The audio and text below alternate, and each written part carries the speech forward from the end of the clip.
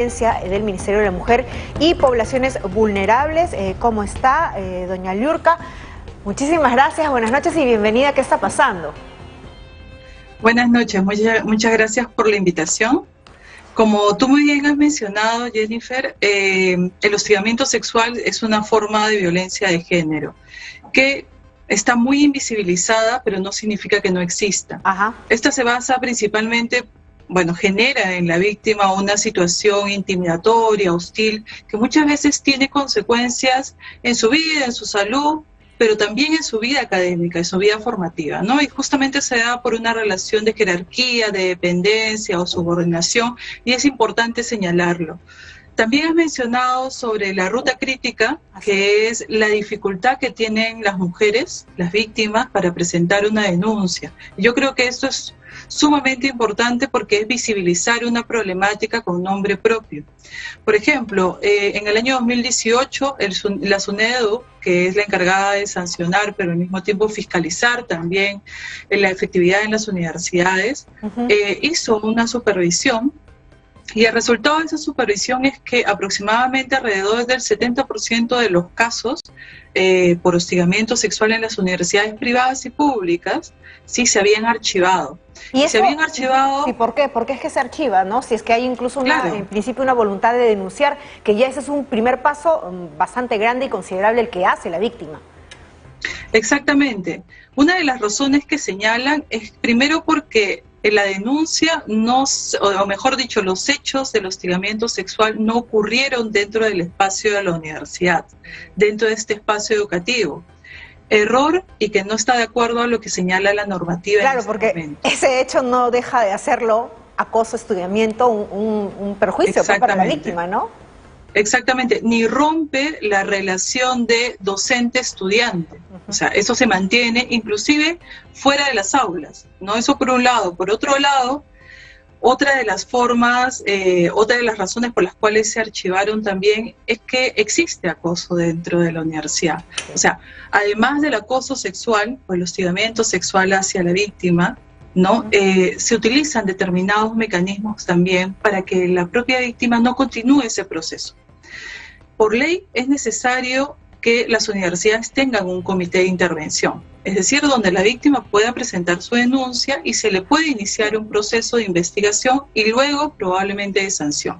Liurka, ¿qué es lo importante de ese proceso? Dime. Disculpe que lo interrumpa, en el caso específico de este comité de intervención, ¿esto es algo nuevo? ¿Esto es algo que ya todos los institutos superiores, universidades, tienen que tener ya incluso como procedimiento para saber el paso a paso?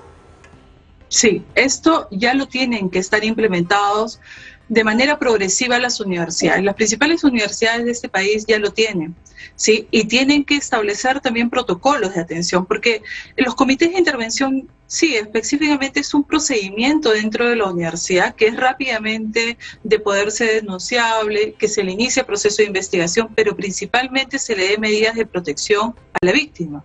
Porque claro, la víctima es una estudiante que necesita continuar su etapa formativa y necesita que se garantice, imagínese, todos los días estar con el docente, llevando las clases por un lado, pero al mismo tiempo necesita acompañamiento psicológico también. A mí me es importante, además de mencionar el trabajo que las universidades realizan, es que el acoso sexual es un delito en este país. Sí, ya con la modificatoria del Código Penal podemos hablar de que el acoso sexual es un delito y que por tanto también tiene una pena privativa de libertad determinada, que no es importante señalarlo quizás en este momento, pero que presenta un agravante cuando la víctima o cuando el agresor y la víctima tienen una relación, un vínculo laboral, un vínculo educativo o un vínculo formativo. ¿Por qué es importante señalarte esto de que el acoso sexual, además de tener este procedimiento administrativo, también es un delito, ¿no? Y también está enmarcado en la ley 30364. La ley 30364 es la ley de prevención, sanción y erradicación de la violencia. Comencé diciendo en la entrevista de que el acoso sexual es una modalidad de violencia de género, ¿sí? Dentro de esta ley se reconoce esta modalidad de violencia al acoso sexual como una modalidad de violencia de género. Por lo tanto, tiene que iniciarse una serie de procedimientos y medidas de protección para la víctima cuando se enfrenta a una situación así. Por ejemplo, impedimento de acercamiento o proximidad a la víctima, ¿no? De cualquier forma, a su domicilio, a su centro de trabajo, a su centro de estudios u otro espacio donde la víctima normalmente o cotidianamente se mueve. Claro. Por ejemplo, una medida de protección es la prohibición de comunicación con la víctima. Para que no a través pueda, de un correo. Para que no se pueda tomar incluso represalias. Ahora, Liurka, ¿y hay casos en los cuales ya se haya sentenciado, casos emblemáticos que de alguna manera sirvan también de ejemplo para que muchas víctimas que de repente todavía están callando, están en silencio, se animen a hacer la denuncia? A nivel del sistema de justicia, no tenemos en este momento un ejemplo para señalarlo, ¿no? Para ejemplificarlo.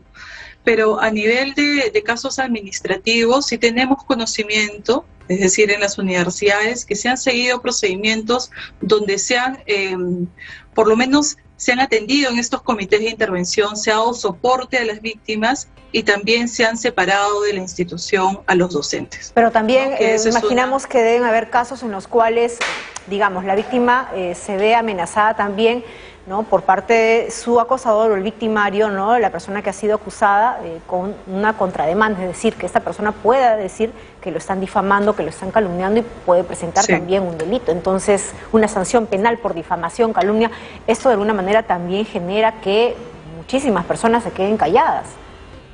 Sí, totalmente, es un disuasivo, Por eso, una de las cosas que estaba mencionando, no solamente el procedimiento administrativo, sino que también se puede iniciar un proceso de sanción en el sistema de justicia. Es decir, como un delito que es el acoso sexual, se podría iniciar ese proceso, se puede iniciar también para que se le otorgue medidas de protección a la víctima y definitivamente, lamentablemente, el sistema de justicia no limita al presunto agresor de poder iniciar utilizar las herramientas jurídicas para poder demandar. Eso sucede no solamente en esta modalidad de violencia, sino sucede en otros tipos de modalidades de violencia cuando hablamos de violencia física o violencia en relaciones de pareja. Lo que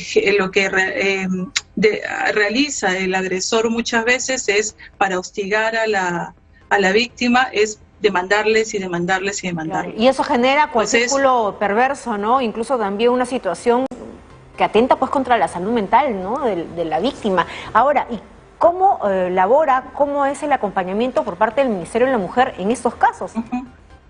Sí, como te venía señalando, nosotros tenemos la ley 30364, a partir de la ley 30364 tenemos, bueno, no a partir de la ley, pero el Ministerio de la Mujer y Poblaciones Vulnerables tiene un programa que se llama Programa Nacional Aurora, que tiene servicios a través del Centro de Emergencia Mujer.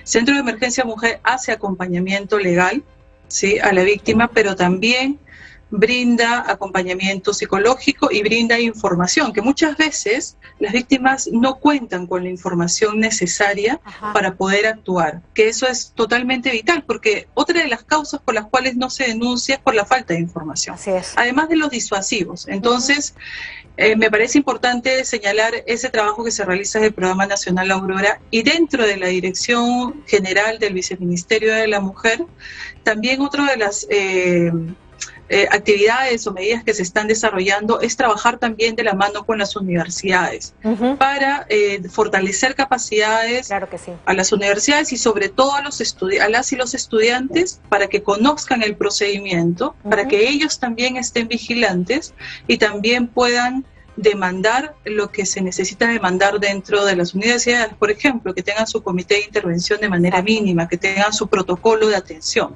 Y eso es importante. Pero al mismo tiempo, claro, totalmente. Y realizamos también campañas para ello. Pero como te digo, tenemos este proceso especial para casos de violencia contra la mujer, entre ellas el caso de acoso sexual, donde pueden acceder las víctimas de violencia, entre ellas las estudiantes. Claro que sí, perfecto. Y nosotros estamos comprometidos justamente a visibilizar estos casos y a dar toda la información posible, porque siempre que está pasando estamos tratando de justamente solucionar esta situación y de acabar con todo tipo de violencia en nuestra sociedad. Muchísimas